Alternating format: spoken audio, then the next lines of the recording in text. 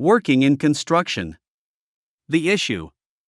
A Muslim living in non-Muslim countries may have to work in architectural firms which design and construct buildings. The work may sometimes involve designing and constructing buildings where forbidden activities are carried out, such as public houses, gambling facilities, wine shops, temples of pagan creeds, etc. Ruling. It is not permissible for a Muslim to design or build the temples and houses of worship of non-Muslims or to contribute to the project financially or physically.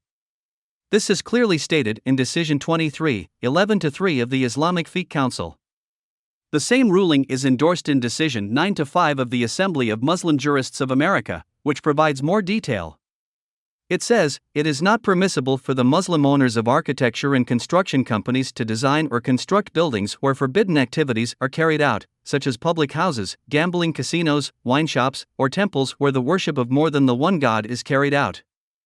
They may not take up any project that includes such activities, unless the company includes a non-Muslim partner who undertakes such projects as owner and executor, taking any profit and bearing any loss. Where such forbidden aspects constitute only a small portion of the work and it has not been possible to assign the work to non-Muslims, it may be exempted.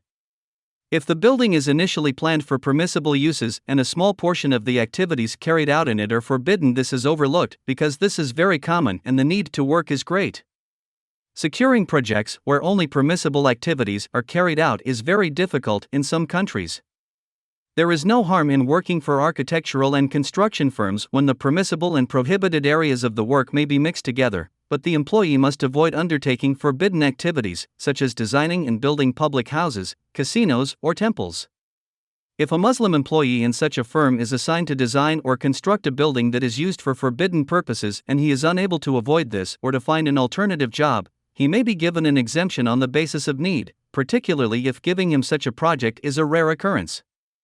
However, if such forbidden projects are frequent and he cannot avoid them, he must look for alternative work that will give him lawful earnings and earns him God's pleasure. In the meantime, he should dispense of the income he receives from such forbidden activities. Evidence. Working on projects that will be used for forbidden purposes furthers evil and aggression which God has forbidden, as he says. Help one another in furthering righteousness and piety, and do not help one another in furthering evil and aggression. Have fear of God, for God is severe in retribution. 5.2. An exception is made in the decision of the Assembly of Muslim Jurists of America where it is permissible to work on some projects that involve a small portion of forbidden activities. On the basis of this being a common occurrence and the need to work is treated as necessity. Each case of necessity is determined on its own merits.